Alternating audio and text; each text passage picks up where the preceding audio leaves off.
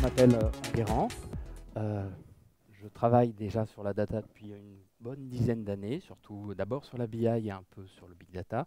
Et je vais vous présenter aujourd'hui la plateforme de traitement de données Pachyderm qui se base sur la techno de Git et sur Docker pour traiter de la donnée.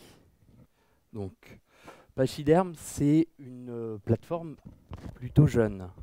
Ça a à peine 2 ans. Alors, si ça veut bien passer à la slide suivante. L'idée de départ de Pachyderm, c'est comment serait une infrastructure d'analyse de données si on la construisait maintenant, from scratch. Puisque par exemple, Hadoop, qui est la plateforme farm, je vais peut-être prendre le micro, ça va être plus simple.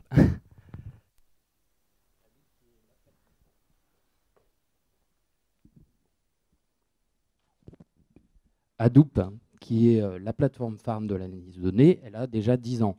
Donc ça se base déjà sur des technos qui ont plus de 10 ans. Donc depuis la naissance d'Hadoop, on a vu déjà un certain nombre de technologies apparaître. Git, c'est à peu près contemporain de la naissance d'Hadoop. Docker, c'est plus récent. Donc l'idée de Pachyderm, elle est venue de 2 personnes issues de Airbnb, Joe Doliner et Joseph Vicker.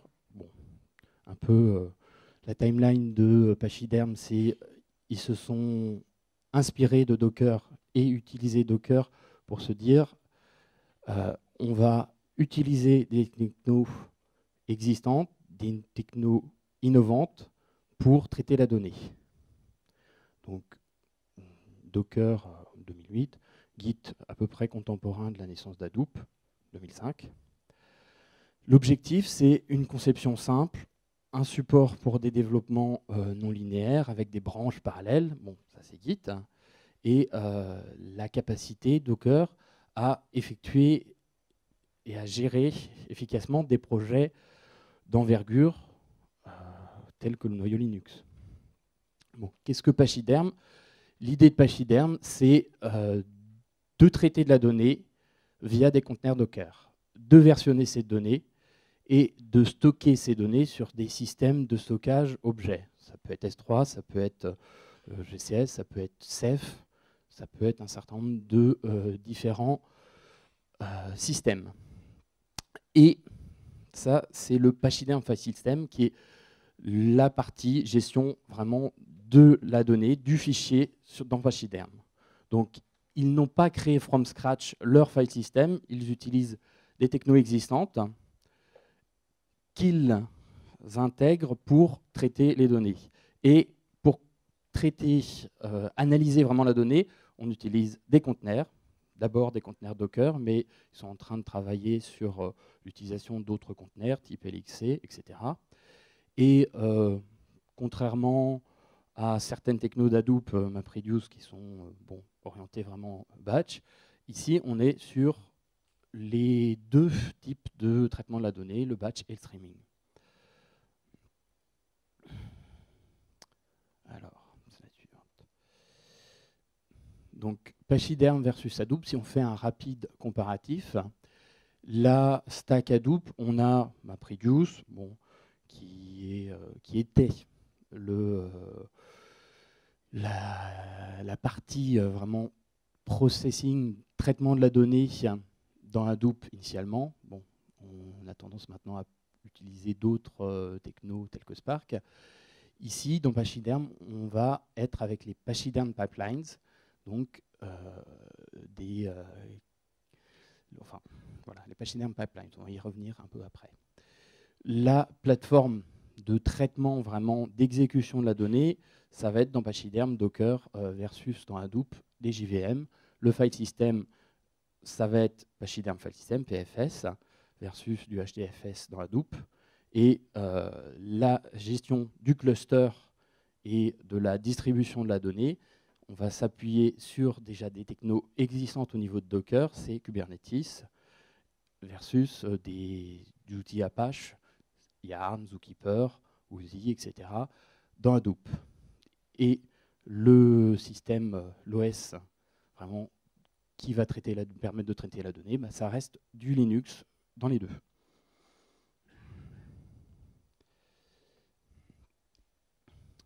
Donc l'idée de base, ce que j'ai dit tout à l'heure, c'est la question initiale, c'est comment créerait-on un système d'analyse de données si on le créait maintenant? Bon, cette question, les deux co-founders la sont posées il y a 2 ans.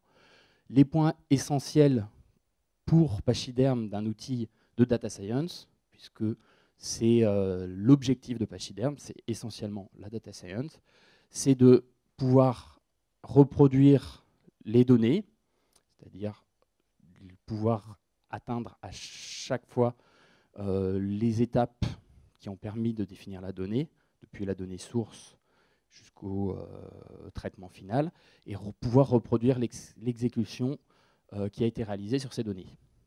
Donc les tracer, de pouvoir collaborer efficacement au sein d'une équipe qui va traiter cette donnée, et de pouvoir traiter cette donnée de manière incrémentale.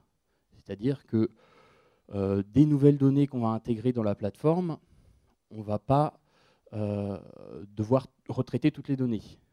La plateforme Pachyderm va permettre assez simplement de traiter de la même manière qu'ont été traitées les données initiales, les nouvelles données entrantes. Donc, grâce à Docker, l'idée aussi, c'est d'être agnostique de l'infrastructure, donc de se baser sur des conteneurs créés pour Pachyderm pour traiter la donnée. Donc, on va pouvoir, avec Pachyderm, faire tout ce qu'on peut faire avec des conteneurs Docker, et vous allez voir avec plusieurs langages, puisque Pachyderm est agnostique. Donc, si on revient un peu sur le Pachyderm File System, qui est le système de fichiers de Pachyderm, c'est un système de fichiers qui est distribué et basé sur du commit comme Git. Donc, dans l'intitulé de la présentation que je vous fais, c'était Git plus Docker plus data égale Pachyderm. En fait, on ne se base pas sur Git, mais on s'inspire de Git pour le traitement des données. C'est un système de fichiers qui est en copy and write, comme pour Spark, et c'est un paradigme aussi important de Docker, c'est le stockage vraiment de base de Pachyderm. Mais c'est en gros une surcouche par rapport à des systèmes de stockage objets que j'ai évoqués tout de suite. Donc l'avantage sur Pachyderm, sur le PFS, c'est qu'on a un versionning des données, donc c'est un guide pour des volumineux jeux de données, parce que, par exemple, HDFS, qui est le système de base dans Hadoop, il n'a pas initialement été conçu pour la collaboration. Le système, il est stable, performant, distribué, mais c'est normal au bout de 10 ans de développement. Mais l'idée, c'est que ce n'est pas initialement un système fait pour collaborer. Donc reconstruire un état précédent des données dans du HDFS, c'est pas simple. Il faut soi-même imaginer le process. Là où le Pachyderm File System, c'est inclus dans la création du file system. Et dans le Pachyderm File System, on a la notion de la provenance des données. Les données en sortie, elles maintiennent toujours le lien entre les différentes étapes. Donc, c'est vraiment l'idée de base, c'est du versionning sur les données. À côté de ça, on a le Pachyderm Pipeline System. L'idée, c'est de profiter de l'écosystème Docker et de toutes les possibilités que celui-ci apporte pour pouvoir traiter les données, pour pouvoir faire ce qu'on veut comme traitement, du traitement d'image, du traitement du texte, du natural file, enfin du traitement textuel de l'analyse de texte, de l'analyse statistique, du machine learning, etc. Puisque l'idée de base du Pachyderm Pipeline System, le PPS, c'est vraiment de se baser sur les conteneurs pour traiter les données. Et on a une synergie entre le PPS et le PFS, puisque ça reste sur du copy and write, et on utilise la technologie Fuse pour permettre de traiter, d'intégrer au sein des conteneurs Docker les données qu'on va traiter et les distribuer. L'avantage aussi, c'est que ce PPS, ce pipeline system, est résilient. Donc, tout comme Git, le process de traitement est enregistré dans ce qu'on appelle un Direct Acyclic Graph, un DAG. Ce qui permet de facilement reproduire tous les process, tous les traitements qui ont été réalisés par l'équipe qui analyse les données, qui traite les données. Donc, c'est là aussi un grand avantage par rapport à un cluster Hadoop, par exemple. Donc, on peut très bien imaginer des conteneurs, voilà, ce que j'ai évoqué, du machine learning, du natural language processing, etc. Alors, l'avantage par rapport à du Hadoop, qui, je rappelle, a maintenant plus de 10 ans, c'est qu'on s'appuie sur des technos jeunes, innovantes, et on ne réinvente pas la roue.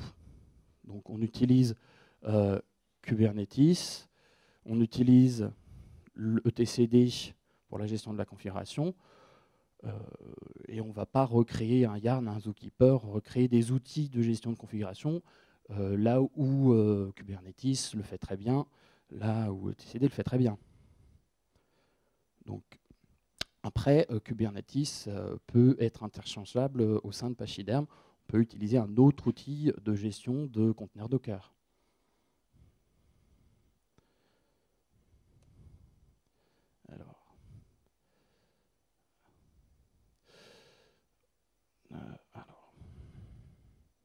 Donc, typiquement, si on parle des cas d'usage qu'on peut avoir avec Pachyderm, on peut, grâce aux éléments que j'ai présentés, on peut imaginer d'avoir un système de time machine pour les bases de données de production, pour ne pas avoir à faire des backups full de base, mais à intégrer seulement en incrémental les nouvelles données qui ont été intégrées dans des bases de données de production.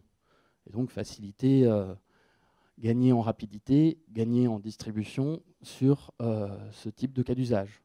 On peut imaginer un traitement de type ETL containerisé, où on fait les transformations dans les conteneurs, ces transformations sont distribuées, on peut charger ces données ensuite dans du Hive, dans du Cassandra, dans des bases NoSQL. On peut imaginer du machine learning, on peut construire des data lakes, sachant qu'on a les avantages que j'ai évoqués, le retraitement facile, le passage à une nouvelle version assez simple. Donc, voilà. Les prérequis, ils sont assez basiques pour installer la plateforme de Pachyderm. C'est d'avoir éventuellement Kubernetes, donc supérieur 1.2.2, enfin Fuse optionnel pour pouvoir monter le Pachyderm File System en local et pouvoir intégrer depuis le local les données facilement dans le Pachyderm File System, et d'utiliser une interface en ligne de commande, PashCTL et PashDeploy, qui permettent de communiquer facilement avec Pachyderm. Donc, Pachyderm peut être exécuté sur toute plateforme que Kubernetes va supporter. Donc ça peut être bien sûr du on-premise, ça peut être AWS, ça peut être Azure, ça peut être ou la Google Cloud Platform, ça peut être aussi OpenShift, par exemple. Alors, maintenant, je vais essayer de vous faire une petite démonstration assez basique de l'utilisation de Pachyderm pour du traitement d'images. Ce que je vais faire, ça va être de prendre une image, d'utiliser donc le Pachyderm Pipeline System pour faire tout simplement un traitement alors, je ne sais plus le terme en français, de définition des contours de l'image. Bon, c'est un traitement assez basique, mais on n'a pas forcément beaucoup de temps pour. Donc, on va passer. Je vais vous. Alors, comment est-ce que je vais essayer d'afficher le terminal. Comment est-ce que je peux faire pour. Il faut sortir de la présentation.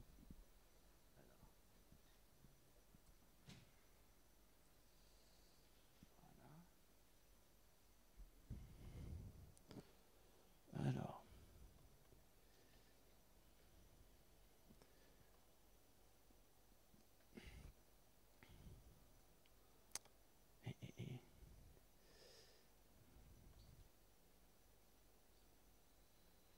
Bon, moi le terminal s'affiche sur mon écran, mais je vois qu'il ne s'affiche pas sur le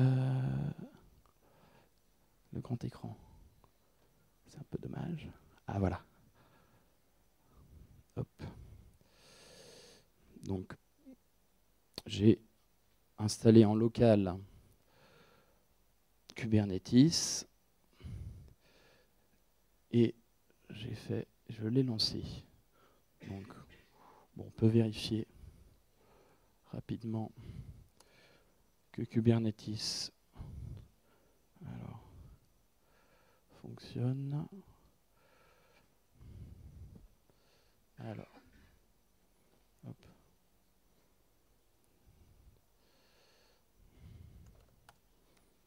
Bon, ça fonctionne. On va donc, je vais vous faire une petite démo de traitement d'image. Donc, comme sur du Git, on va créer un repository que je vais appeler, par exemple, alors, je vais poser le micro.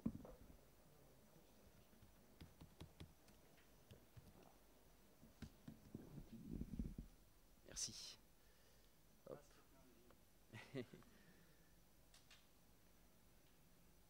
Voilà. On va l'appeler image 1. On va appeler donc ce repository image 1. Et vous voyez, j'utilise donc le petit outil de ligne de commande pagectl qui permet de communiquer avec le conteneur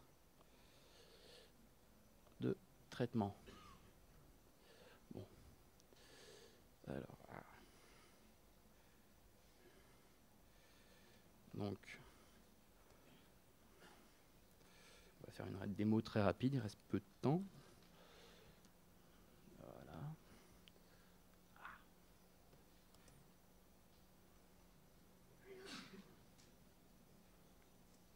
Ah. Qu'est-ce qui se passe-t-il?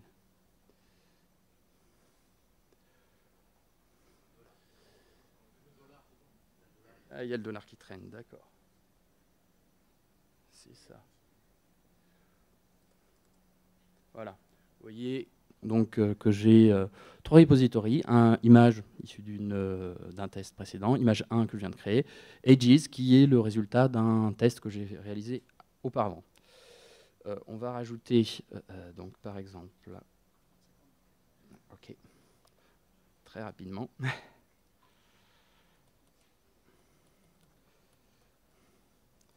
On va rajouter.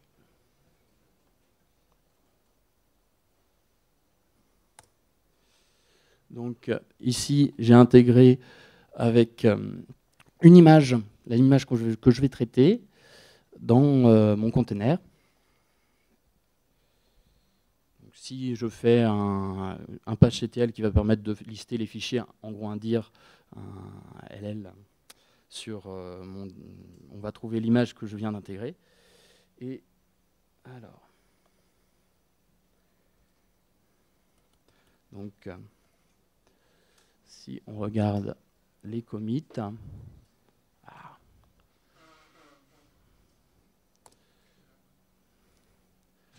alors,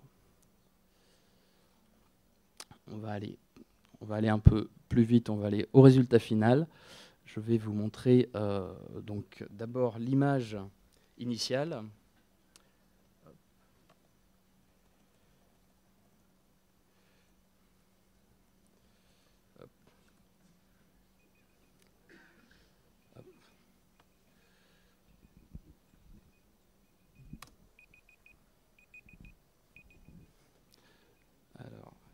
page initiale si elle s'affiche sur le bon écran.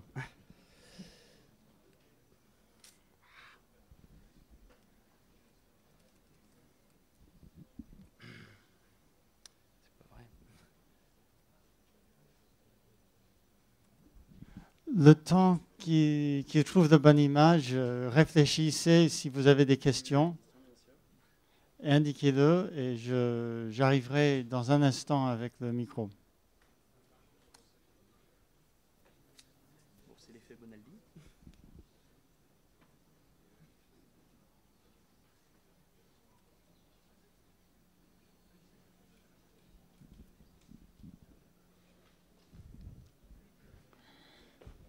On va attendre l'image finale pour remercier notre speaker, mais en attendant, est-ce qu'il y a des questions?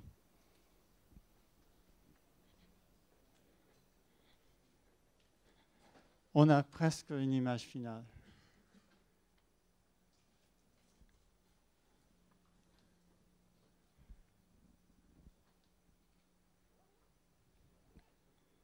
Bon, une question. Oui, du coup, tu parlais de pas mal de fonctionnalités sur cette gestion des données. Tout ça, ça a un coût, du coup, en termes de performance. Est-ce qu'on est dans... Comment ça se place? Alors, je n'ai pas beaucoup de retours, il n'y a pas encore beaucoup de benchmarking sur Pachyderm, mais comme ça s'appuie sur du Docker, l'avantage par rapport à un cluster Hadoop, par exemple, c'est qu'on n'a pas l'initialisation comme on a dans un cluster Hadoop, par exemple, où on va avoir 40 secondes, même si on traite très peu de données, avant d'obtenir le résultat. Dans Pachyderm, comme c'est du Docker, c'est très réactif et c'est facilement distribuable. Donc après, ça reste un outil assez jeune, mais sur lequel il y a des API qui existent, des API en Python, en Go, en Scala qui sont en construction et a priori la possibilité assez facile d'utiliser d'autres types de langages pour traiter la donnée. Mais personnellement, voilà. Le FS, bah, il s'appuie sur des file systems existants qui sont déjà assez éprouvés. Ça pourrait être assez lourd, mais c'est du Docker. C'est pas un gros noyau derrière pour traiter la donnée. Est-ce qu'il y a d'autres questions?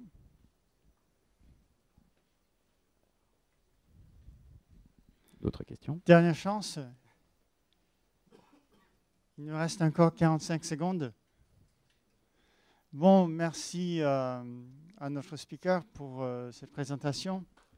Bon, désolé pour la démo. C'est l'effet démo, je n'ai pas réussi à vous montrer beaucoup.